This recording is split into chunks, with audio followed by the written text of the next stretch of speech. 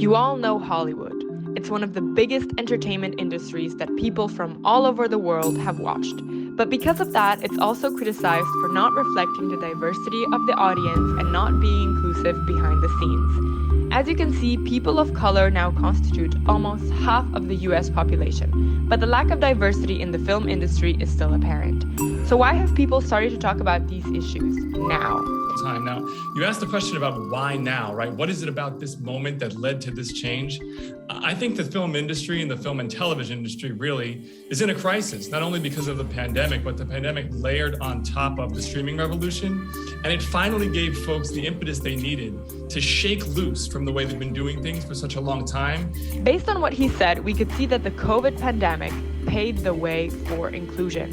In 2021, the Academy Awards made history with the most diverse winners and nominees. People of color accounted for around 39% of the leads in top films, in contrast to 2011, when more than half of the movies had only 11%. However, behind the scenes, women and people of color remained underrepresented. Even though the industry is taking big steps to address diversity and being more inclusive, the line between inclusion and tokenism is very thin.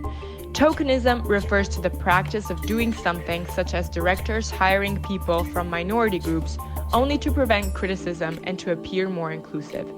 This leads to misrepresentation and perpetuating stereotypes rather than accurately portraying characters.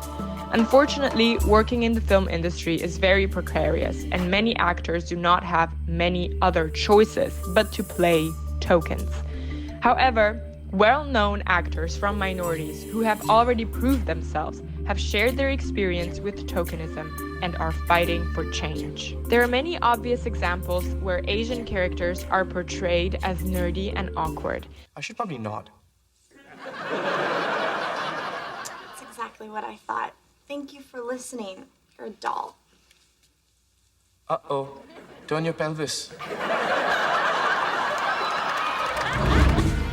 We need you to do an accent. You mean like an Indian accent? You know, Ben Kingsley did an accent in Gandhi, and he won the Oscar. In the next interview, the actress, Awkwafina, with Chinese and Korean origins, shares her experience in the film industry and explains that when she started acting, many movie directors were just trying to fill in a quota for diversity, resulting in misrepresenting the characters. In contrast, now there are many more opportunities to act in movies that focus on authentic representation. When I first came into this industry, I think there was more of a difference for me between watching things with diversity and representation, and diversity being, just kind of throwing people in to make up this kind of larger, rainbow or whatever. And then representation, which can take place more behind the scenes and in front of the scenes, which is like authentic stories, written authentically or about specific experiences. And I felt like I came in at a time where diversity was more than representation. And now I think that there's just a lot more that's kind of a part of like the larger cinema scope of everything, and that has representation. Viola Davis is also an actress that is very vocal about representation in movies. I gave 18 years of my life to stand in the same spot as you. Don't you think I ever wanted other things? Don't you think I had dreams and hopes? What about my life? What about me? And in this interview with Tom Hanks, she talks about the struggles of acting as a person of color. Unfortunately, according to her long-time experience, people of color do not have much artistic freedom when expressing their characters. That's not one of the boundaries of being as diverse. You just said it. How many times did you play a maid or policeman number 3? And how many times have I had moments, that I could make my mark in, even in roles that were fabulous. I mean, even in Doubt, it was still one scene. I just saw it as an opportunity for redefinition. And what happens is your imagination is absolutely the biggest tool you have as an actor and a writer. And I'm sorry, that is the one tool that gets tossed out the window when it comes to people of color. This happens especially when the directors and writers are white, since the relationship between the workers can differ, as the actress and producer and member of SAG-AFTRA, Andrea Limon, explains. The main characters were all black, so all the stand-ins were black, but some of the stand-ins for other characters were white. The director was white and the first AD was white, and we all noticed that they would talk with the white stand-ins like, hey, how you doing? But for us, it was like business, that's Wow. it. We didn't get the light conversation. So it's those kind of things that you start to say, so we're not really building relationships, they are.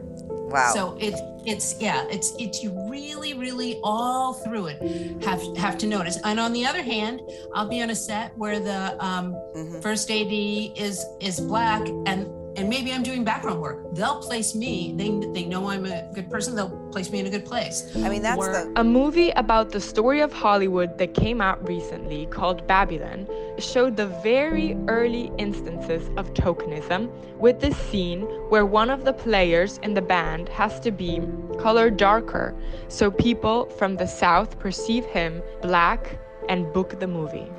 Sydney?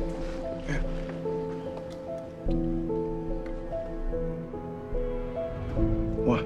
It's for the lighting, just to match the other players.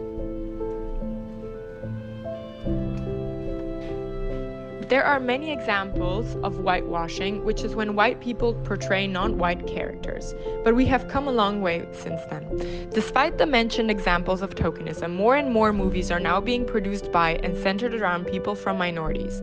Movies such as Black Panther, Crazy Rich Asians, and Everything, Everywhere, and All at Once show the complexity of people of color's experiences. Although there has been progressing on screen, there is still room for improvement. The good news is that on-screen diversity can lead to behind-the-scenes diversity and vice versa. It's driving me crazy. But so their stand-ins are black. If there are any stunts, their stunt doubles are black. And that gives the stand-ins and the stunt doubles more opportunities to be on set, more opportunities to make connections with other people. That is why the film industry and television must employ people from minorities both on and off screen. And people from these minorities now have more agency, taking the industry in their hands because they want to have the chance to tell their stories. Eva Longoria is only one example of them. Representation matters, and for this documentary, 90% of our crew was Latino. Anytime I'm in a position of hiring, I always consciously do it with Latino and female first. Hollywood is home to one of the most diverse audiences in the world. It's time the people who make up Hollywood start looking like their audience. As Maya Angelou once said, in diversity there is beauty and there is strength.